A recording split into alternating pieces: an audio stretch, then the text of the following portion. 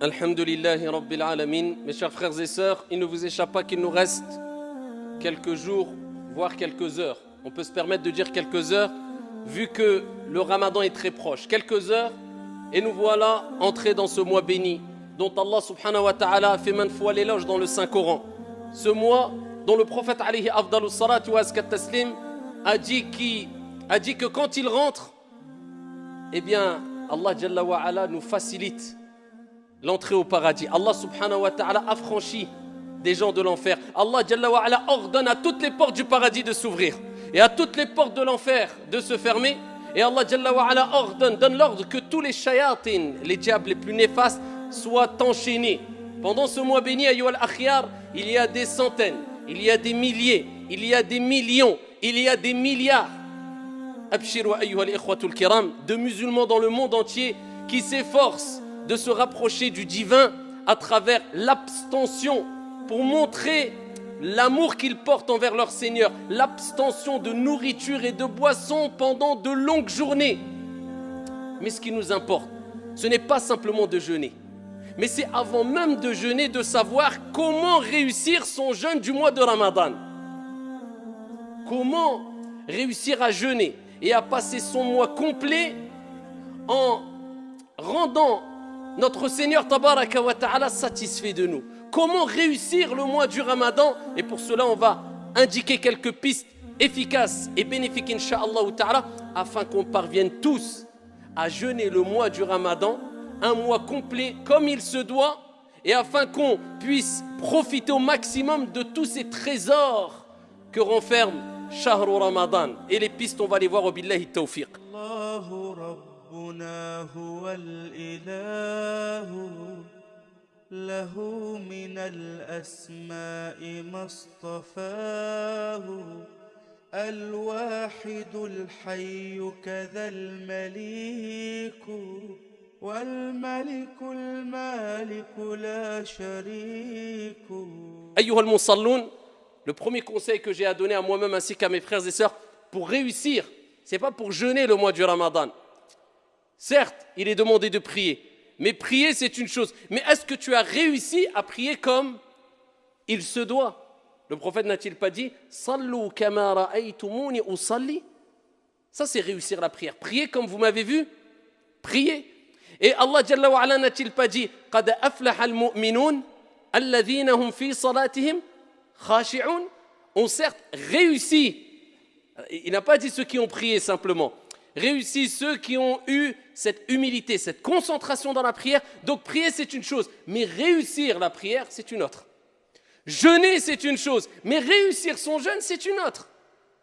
Faire son pèlerinage c'est une chose, mais réussir son pèlerinage c'est autre chose.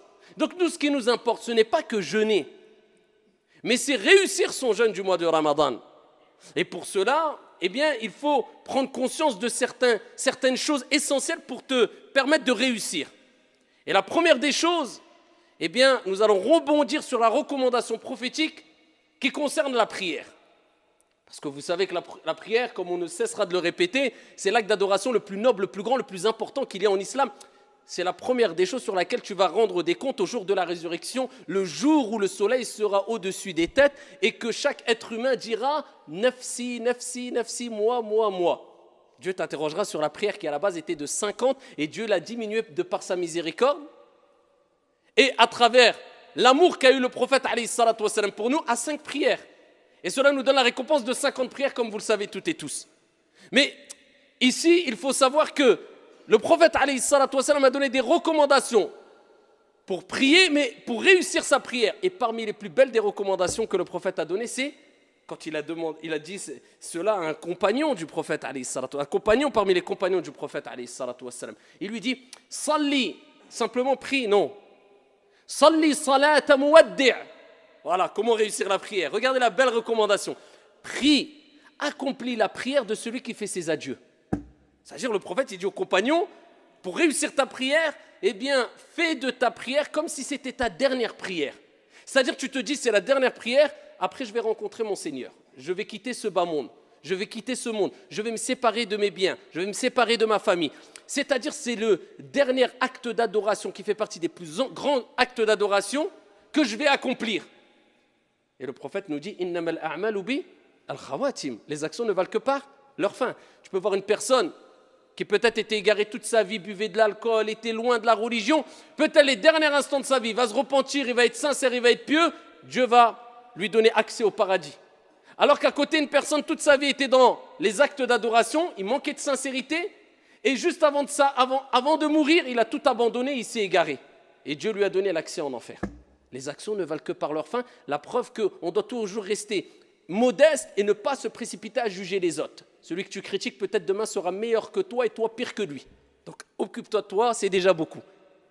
Eh bien, le prophète, il te dit, eh bien, c'est les dernières actions. Donc toi, quand tu pries, tu te dis, c'est peut-être ma dernière prière. Donc, la prière, c'est parmi les actes d'adoration les plus importants. Donc je la fais bien, comme ça, quand je rencontre mon Seigneur, peut-être je vais mourir après le Dhuhr, peut-être après l'Asr. Je fais le Maghrib, peut-être après le Maghrib, je vais mourir. Au moins, le plus grand acte d'adoration pratique, eh bien, je l'aurais fait de la meilleure des manières. Eh bien, de même, nous te disons, ya Abdallah, ce mois de Ramadan, quand tu vas le jeûner, dis-toi, je fais le jeûne de celui qui fait ses adieux. Combien, comme vous le savez toutes et tous, ont jeûné avec nous, ne serait-ce que dans cette ville, l'année dernière, et aujourd'hui, ils sont où? Tahta al-turab, rahimahumullahu jami'an. Ils sont sous la terre. Ils auraient rêvé, ils auraient espéré. Wallahi wa rabbil Kaaba. Si Allah subhanahu wa ta'ala leur avait donné l'occasion de revenir sur terre, ils auraient donné tout ce qu'il y a sur la surface de la terre, selon leur capacité, juste pour pouvoir jeûner une journée. Eh bien, toi, Dieu t'a donné ce cadeau. Cette année, tu vas jeûner. L'année prochaine, 11 mois, on ne sait pas ce qui peut se passer. Déjà, en 2 heures, on ne sait pas ce qui se passe. En 10 minutes, ta vie, elle peut vaciller. On sait très bien que tout va très vite, surtout aujourd'hui. Alors que dire de une année? Donc, c'est peut-être ton dernier Ramadan. C'est peut-être ton dernier Ramadan. Et ce que tu vas gagner pendant le mois de Ramadan, wa rabbil Kaaba, de manière générale, tu ne pourras pas le gagner en dehors du Ramadan. C'est le meilleur mois de l'année. C'est le mois où il y a le plus de cadeaux. C'est le mois où il y a Laylatul Qadr. C'est le mois où Allah ouvre toutes les portes du paradis. Comme s'il te disait, ça y est, le paradis, toutes les portes sont ouvertes. Il n'y en a aucune qui est fermée. Vas-y, entre par la porte que tu veux. C'est facile. Ya Abdi, oh mon serviteur, fais des efforts, rapproche-toi de moi, le paradis, il est à portée de main. C'est le mois où Shayatin, les diables les plus néfastes sont enchaînés. Comme si Dieu te disait, je sais que tu es faible. Je sais que tu es attiré par le mal. Je sais que le diable a une influence sur toi. Eh bien, je vais enchaîner les diables les plus néfastes pour te faciliter l'entrée au paradis. Te faciliter le fait de te rapprocher de moi. Les actes d'adoration. Pour éduquer ton âme plus facilement afin que tu persistes dans les actes d'adoration. C'est peut-être ton dernier Ramadan. Dis-toi ça dans la tête. Et tu vas quitter ce monde peut-être avec le dernier Ramadan accompli de la meilleure des manières. Quel bagage, quel investissement. Ça, c'est le vrai investissement. Ama pour dunya, pour la vie d'ici-bas, investis ce que tu veux, ce n'est pas illicite. Mais ce n'est pas le réel investissement. Tout simplement parce que cela va rester et ne perdurera pas, mais en tout cas, quand tu quitteras ce monde, va rester derrière toi. Comme on dit, même si tu investis dans une maison, dans une voiture, dans ne serait-ce que la clé, ta maison, elle ne te suivra pas dans ta tombe. T'as quoi en fait? Tu es qu'un locataire, même si ça t'appartient, tu restes locataire, que tu le veuilles ou non. Petite période, mudda qasira, toute petite période, tu ne sais pas combien de temps. Donc investis dans ton Ramadan. Allah t'a donné la santé, Allah t'a donné la foi, Allah Jalla wa Ala t'a donné l'intelligence, Allah subhanahu wa ta'ala t'a choisi. Eh bien profite, sois reconnaissant vis-à-vis d'Allah. Et ainsi tu réussiras ton mois de Ramadan. Deuxième piste pour réussir son mois de Ramadan. Ash-shukru lillah. Prendre des leçons du mois de Ramadan. C'est le but du Ramadan. C'est-à-dire, le Ramadan, c'est une école. Pour réussir son Ramadan, ou du moins, pour savoir si tu as réussi Ramadan, regarde l'impact qu'a eu le Ramadan sur toi après Ramadan. Parce que Dieu, il nous éduque à travers les actes d'adoration. J'espère bien que vous avez compris que les actes d'adoration, ce n'est pas simplement le fait de faire des gestes pendant la prière. Non, ces actes d'adoration pratiques, d'accord, cultuels, ont été mis en place aussi pour nous éduquer dans la vie de tous les jours. Vous comprenez ça? Ramadan, si tu veux le réussir, eh bien, c'est que tu vas comprendre que c'est des leçons le mois du Ramadan et que ça doit laisser une marque sur toi après Ramadan. Quand tu viens à la mosquée et que tu dois venir en marchant, sans courir, et que tu dois t'aligner avec tes frères, tu dois te rapprocher des frères, coller tes épaules.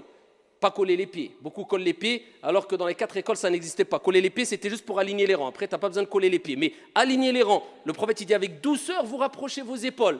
Vous suivez l'imam. Pourquoi cette discipline? Pourquoi cette organisation? À une heure bien précise. Quand l'heure est passée, ça y est, tu vas prier tout seul. Des mouvements que tu fais en harmonie, tous ensemble. Tu suis l'imam, tu ne fais pas ce que tu veux. Pourquoi ces règles? Pourquoi ces comportements? Pourquoi cette gestuelle? Pour nous éduquer, nous apprendre à être disciplinés, à être organisés, à être carrés, être sereins, être apaisés. Mais est-ce qu'on a compris cela, nous? Normalement, on doit être les gens les plus éduqués, les plus disciplinés. Et malheureusement, illa man rahimallah, ce n'est pas le cas. Parce qu'on n'a pas compris que derrière les actes d'adoration, il y a une éducation qu'on doit mettre en application dans la vie de tous les jours, quand tu sors, quand tu vends, quand tu achètes. Dans chaque acte d'adoration, on peut puiser plusieurs leçons qui nous permettent d'être éduqués et disciplinés en dehors de la mosquée, en dehors de l'acte d'adoration lui-même. Siyam ou Ramadan, le mois du Ramadan, ça nous pousse à la modestie. Parce que tous les actes d'adoration, eh bien, c'est un des buts. C'est quoi? C'est la modestie, la prière. Tu pries aligné, tu es à côté du riche, tu es à côté du pauvre, tu restes modeste. Le mois du Ramadan, le pauvre ne mange pas, toi tu ne manges pas. Tu es riche, tu ne manges pas. Parce que tu as des millions, tu as le droit de manger avant le Maghreb, abadan, tu attendras le Maghreb. Pour mettre tout le monde au même niveau. Al-Hajj, eh bien tu es riche, tu es pauvre, tu vas mettre tes deux vêtements blancs qui ressemblent à un linceul. Pareil, sans sous-vêtements, sans rien du tout en dessous. Même le pauvre à côté de toi, pareil, on différencie. La modestie à tawadu. Le Ramadan comprend bien que c'est une école pour t'apprendre la modestie. Et t'apprendre aussi at-tadhiya, le sacrifice. Parce que l'islam, c'est une religion où on doit, à travers la prière, c'est un sacrifice la prière, parce que ça demande de laisser ton travail, de faire ta prière à l'heure, c'est un sacrifice ou pas? Dieu veut que tu sacrifies. Je parle du sacrifice bien compris, pas n'importe comment. Hein. Et pareil, le jeûne du Ramadan, c'est un sacrifice ou pas? Mais bien sûr. Comment ça, du matin, surtout nous ici, du matin, 6h du matin, 5h du matin, jusqu'à 21h le soir, 21h30, 22h, tu te prives de boire et de... Si ça, ce n'est pas un sacrifice, c'est quoi? Parce que Dieu te rappelle, tu as été créé pour m'adorer et je veux que tu prouves ton amour vis-à-vis de moi à travers des sacrifices dans les actes d'adoration. Eh bien là, tu dois prendre ces leçons en disant, plus le sacrifice est grand et plus Dieu sera satisfait de moi à travers des actes d'adoration tels le jeûne et telle la prière. Donc ça te montre que voilà, le Ramadan, c'est une éducation spirituelle, c'est une école spirituelle. Ainsi, tu auras compris un des buts du Ramadan et tu auras réussi ton Ramadan parce que ça te servira en dehors de Ramadan. Les bonnes habitudes que tu as prises pendant Ramadan, eh bien, tu vas les continuer.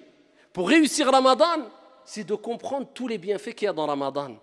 Et parmi les plus grands des bienfaits et les plus beaux des bienfaits, le prophète sallallahu alayhi wa sallam, fait sahih, comme vous le savez toutes et tous, a dit « Man sama Ramadan imanan wa ihtisaba. Ghufira lahu ma taqaddama min dhanbi. » Celui qui jeûne le mois du Ramadan, poussé par sa foi, c'est pas parce que par habitude ou pour ressembler aux gens ou pour pas que les gens ou pour que les gens disent oh il jeûne ou je ne sais quoi. Non, on n'a à imposer à personne le mois du Ramadan. Et quand on fait un acte d'adoration, on le fait pour Dieu, pour Allah subhanahu wa ta'ala uniquement. Celui qui fait le mois du Ramadan, poussé par sa foi, en espérant la récompense divine. C'est-à-dire quand tu fais Ramadan, tu espères la récompense. C'est quoi le Jannah, le paradis? C'est quoi? Tu veux réussir ton Ramadan? Eh bien, rappelle-toi de ce hadith, celui qui jeûne le mois du Ramadan, poussé par sa foi, en espérant la récompense divine, tous ses péchés seront pardonnés. Le prophète, il dit aussi, celui qui fait la prière la nuit pendant Ramadan. Alors ça, retiens cela. C'est-à-dire, celui qui, tout le mois du Ramadan, il a fait Qiyamul Layl, la prière de la nuit. Tout le mois du Ramadan.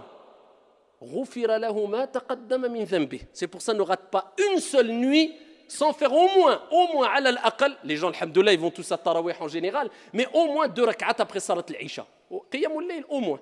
Comme ça, tout le mois, tu auras fait Qiyamul Layl, le prophète, il dit, celui qui le fait, tout le mois du Ramadan, tous ses péchés seront pardonnés. Par contre, le prophète sallallahu alayhi wa sallam, il nous dit dans le hadith rapporté par Al-Bukhari, et il nous rappelle que Ramadan, ce n'est pas que se priver de boire et de manger, c'est un comportement, c'est un akhlaq, il dit celui qui ne délaisse pas az-zour, le mensonge, et le témoignage, le faux témoignage, quelqu'un qui ment, pendant le mois du Ramadan. Il a oublié que Ramadan, c'est avec la bouche, c'est avec les yeux, c'est avec les oreilles aussi. Eh bien, Allah n'a pas besoin de sa privation de boire, de nourriture et de boisson. Allah, il n'a pas besoin. Entre guillemets, tu te fatigues. Tu bois pas, tu manges pas, mais Allah, il n'a pas besoin de ton jeûne, parce que tu mens. Et le prophète, il dit dans Sahih al-Bukhari, il dit, celui qui jeûne, qui entame le mois du Ramadan, il doit s'abstenir de toute obscénité. Vous avez l'éducation ? Si tu veux réussir Ramadan, tu comprends que Dieu t'éduque, parce qu'il veut qu'il t'a facilité le fait que tu peux éduquer ton âme, parce que l'âme, elle s'affaiblit. L'âme instigatrice au mal, elle s'affaiblit. Vous voyez, on se sent faible pendant Ramadan, parce que le sang circule moins vite dans le sang, dans le corps, et le prophète alayhi salatu wassalam, il dit, Shaitan circule en vous comme le sang circule dans votre corps. Shaitan a moins d'influence sur toi, le corps s'affaiblit, l'âme instigatrice au mal, elle s'affaiblit aussi. Les shayatines sont enchaînées, les portes du paradis sont ouvertes, Dieu te facilite l'éducation de l'âme. Et le prophète, il te dit, donc c'est comme s'il te dit, maintenant éduque ton âme. Les mauvaises habitudes, tu es insulté, vous savez, maintenant tout le monde, chaque phrase, il dit au moins 3-4 gros mots.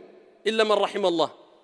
Eh bien là maintenant, éduque ton âme. Tous les mauvais défauts, les défauts que tu avais, essaye petit à petit. On n'est pas des anges, on n'atteindra jamais la perfection. Al-kamal ou lillah.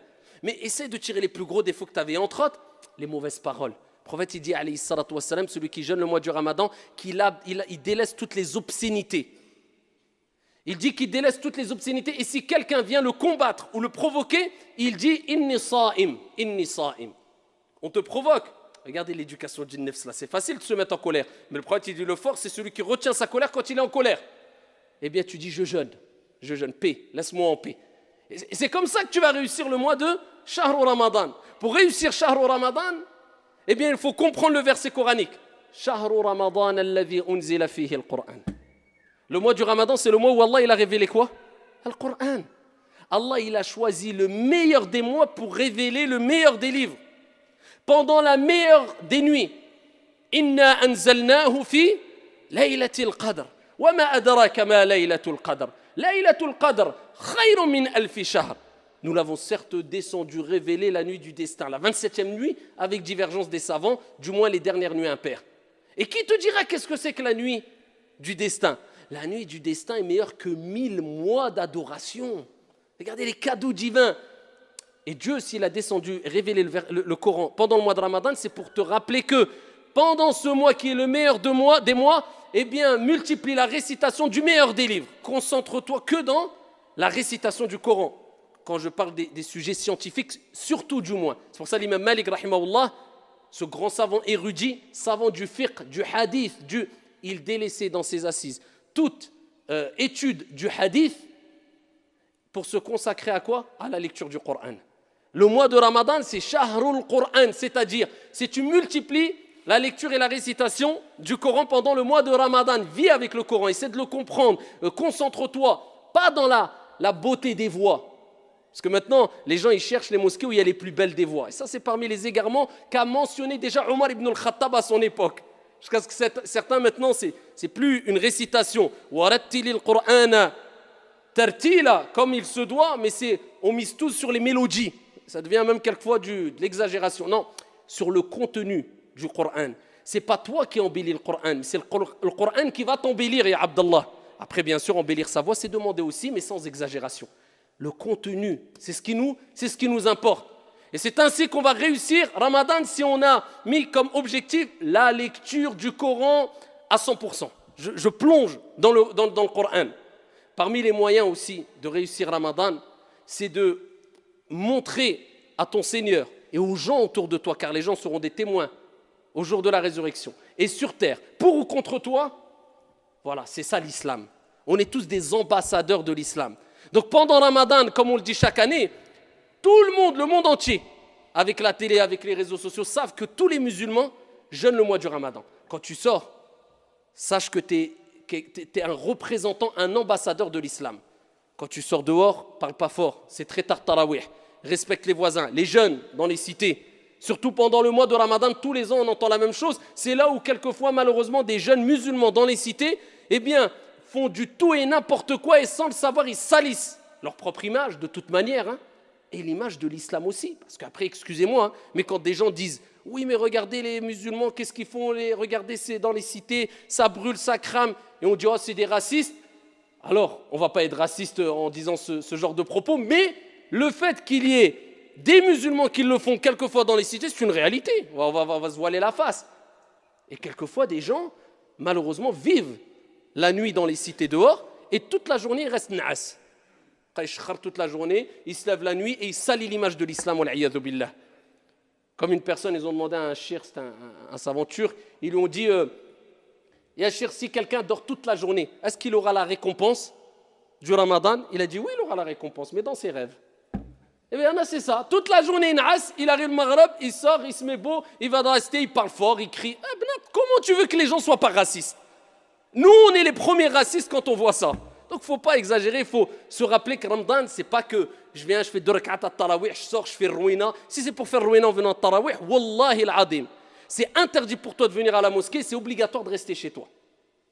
Parce que là, tu vas tout gâcher. Et Allah Jalla wa Ala parle de ceux qui veulent faire le bien, alors qu'ils font le mal, et Allah il fait de leurs actions haba'an mansoura, poussière éparpillée, ça part dans le vent. Respectez, ya ibadallah. Dès que tu mets le pied dehors, tais-toi, uskut. Tu n'as même pas le droit, shar'an, religieusement, de parler même à mi-voix, alors qu'il y a des voisins à côté. Tu n'as pas le droit, 11h du soir, minuit, 1h du matin, tu vas parler, les gens travaillent le matin. Wallahi, tu n'as pas le droit. Et si tu n'arrives pas, eh bien je vous dis, shar'an, religieusement, tu n'as pas le droit de venir à la mosquée pour faire salat al-tarawih. Tu n'as pas le droit. Quelqu'un qui ne s'abstient pas, Wallah qu'il n'a pas le droit. Et je le jure sur le mimbar. Pourquoi? Parce que salat al-tarawih, c'est surérogatoire. Et ici, respecter son voisin, qu'il soit musulman ou non, c'est obligatoire. Et jamais le surérogatoire va devancer l'obligatoire en islam.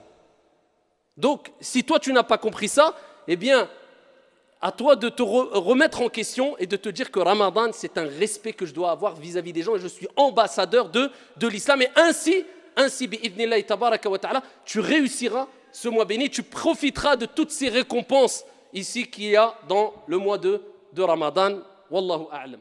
Ayyuhal musallun.